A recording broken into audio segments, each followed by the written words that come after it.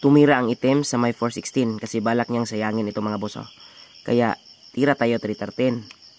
Tumira siya ng 10, 6, 416 lang tayo mga boss.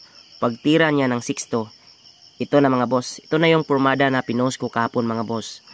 Sa posisyon na ganyan mga boss, matitirahan na ang itim ng isang kombinasyon. Okay mga boss, kung gusto niyo malaman, panoorin niyo ang video hanggang dulo. Meron kayong matutunan dito. Okay?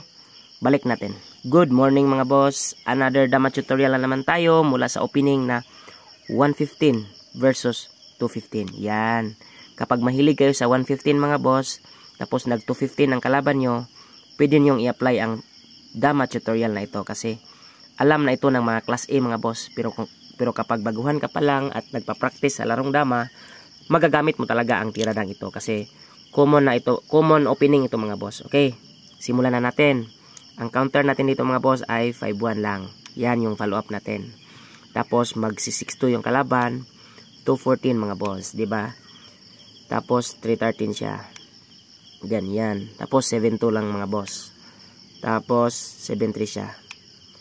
Dalawa yung magandang tira ng puti dito mga boss. Pwedeng 12-7.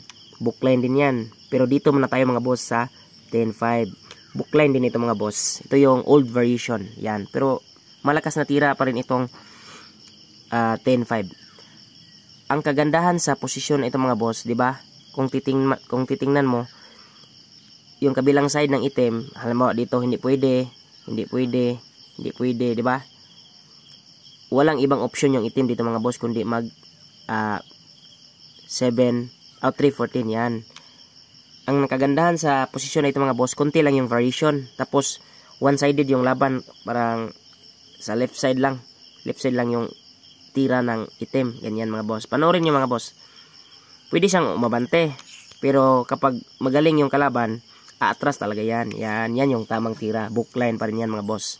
Tapos, 215 ka ngayon. Iipitin mo pa rin yung itim mga boss. Ganyan. Tapos, dito siya 8-3. Counter ka 416 mga boss. Diba? Kung natitingnan nyo yung right side, walang masyadong tira mga boss. Diba? Focus lang sila sa left side.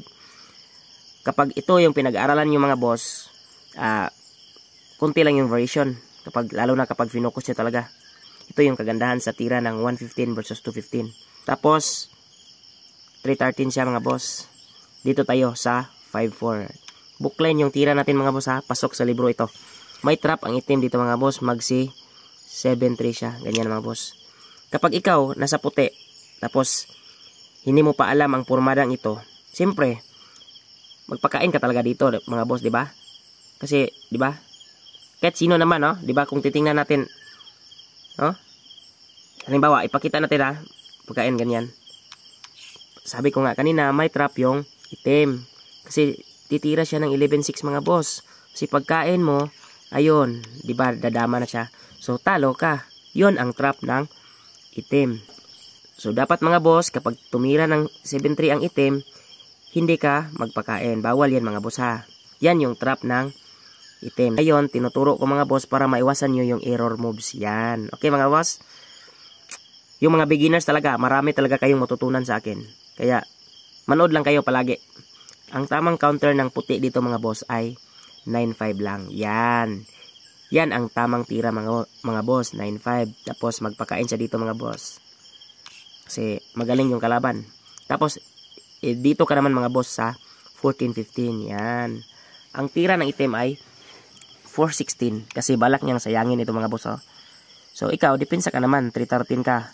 Para hindi niya masayang mga boss. Okay? Tapos, magti-10-6 siya. Kasi balak na naman niyang sayangin ito mga boss. Pero ikaw, wag kang mag-alala dyan. May nakasit up na trap. Pag sumayang siya ng 6-2 mga boss. 4-16 ka lang. Sabi ng itim, bakit kaya hindi niya dinipensahan, di ba? Marami talagang damador mga boss na tumitira ng 6-2. Kasi siyempre, libreng kain yung puti, di ba? At maraming beses ko na rin itong nagamit sa aking laro mga boss. Kasi common talaga ito mga boss.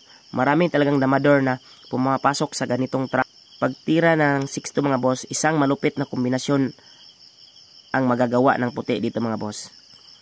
Di ba? Malalim na kombinasyon mga boss. Dito lang tayo sa may 5-4. Yan, hinayaan lang makain mga boss. So, di ba? ang pangalawang tira dito mga boss ay 6-2. Di ba malalim?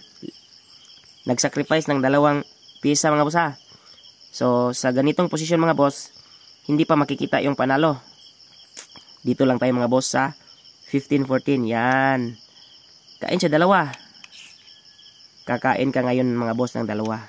Ganyan. Pagkain niya mga boss, kitang-kita na. Ganyan, pakain lang. May dama na, pakain. Ayun. Diba mga boss? Winning position ang puti.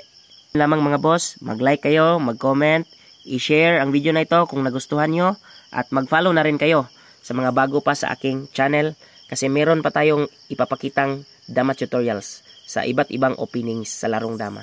Thank you and God bless.